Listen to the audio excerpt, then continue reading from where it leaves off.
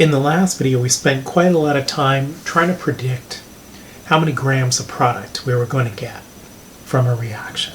We called that number the theoretical yield.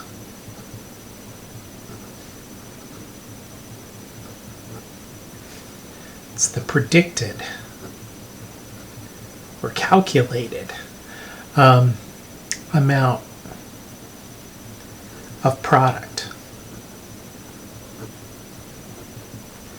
Now the actual yield, what you get in real life, is not always your theoretical yield.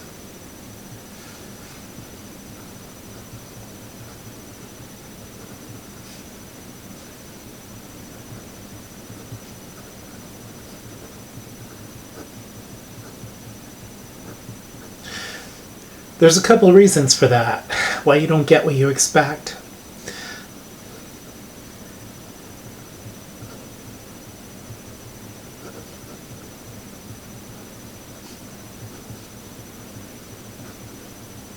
Think about cooking a cake, all right? So you have the batter in a bowl, and then you transfer it into the cake pan. But some of the batter gets left behind every time you do a transfer from one container to another. This is what I mean by mechanical loss. So every time you move the reactants from one place to another, you can lose some of them, and that's not taken into account in the calculation that we did. So you get a lower amount of product than what you actually predicted this way. Another thing that can happen is side reactions.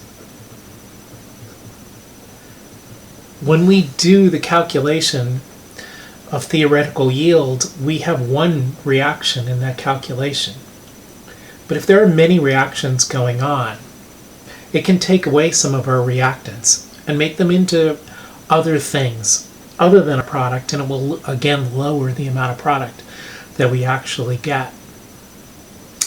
Another thing that can happen is we're assuming that the reaction runs one way, that the reactants combine to form the product. And sometimes what happens is the product can then fall apart again to form the reactants again. So you'll get two-way reactions, and they will make your actual yield different from your theoretical yield. So these two are not always the same number. We use percent yield to compare the two. It's the actual yield, what you actually get in real life, over the theoretical yield that we learned how to predict, times 100% if you want it to be a percentage. Let's put a box around this. This is important. You've got a problem like this on your worksheet to do. Let's do one that's similar. Let's suppose I make ozone out of oxygen. Now if I take 3 oxygen molecules, I can put them together and make 2 ozone molecules.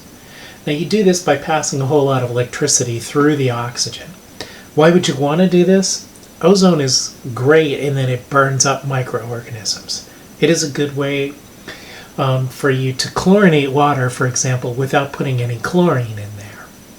And it do a good job at burning up bacteria, viruses, and other things. So you would want to do this, but the actual yield, let's say we had 1 gram of O2. The actual yield of O3 is 0.11 grams. What's the percentage yield?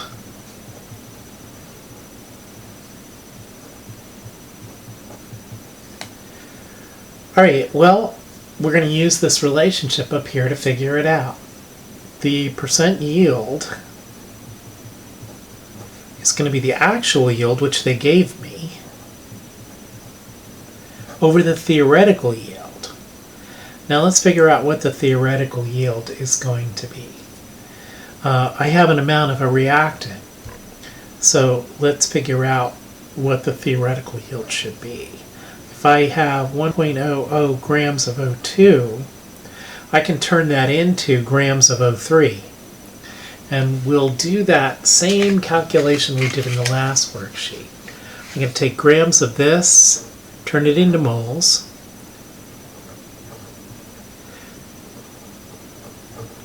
So I need the molar mass of O2. Now an oxygen weighs 16, so it's going to be about 32 grams to a mole. Now I'm going to take moles of O2 and turn it into moles of O3.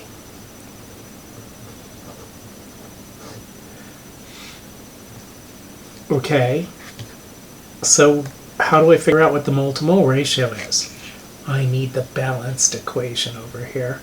There's a 3 in front of the O2, and there's a 2 in front of the O3. And now I've got moles of O3. Let's see what we've done so far. We've canceled out grams of O2. We've canceled out moles of O2. We've got moles of O3 at this point, but we want grams of O3, so for our theoretical yield. So I have to put moles of O3 down here and grams of O3 on top. I need the molar mass of O3. It's going to be 3 times 16, which is 48, right? Alright, 48 divided by 32 is 3 halves. 3 halves times 2/3 is 1. It's 1. I'm going to get 1 gram out here. Now, I went through that calculation the long way, but any student might have guessed that I was going to get 1 for my theoretical yield by looking at my reaction over here. We said in the last video that the total mass of the reactants has to be equal to the mass of the products plus any leftover reactants. So if I turned this completely into, all this O2 completely into O3, I would expect to have a gram of O3 after it, and all the O2 would be gone. So that makes sense that it's a gram there. Times 100%. So that'll be, what, 11% is your percent yield for this. Alright, so to recap, to solve a percent yield problem, they will probably give you the actual yield in the problem, and you'll have to find the theoretical yield. If they give you amounts of 2 reactants, you're going to have to do a limiting reactant calculation to get it.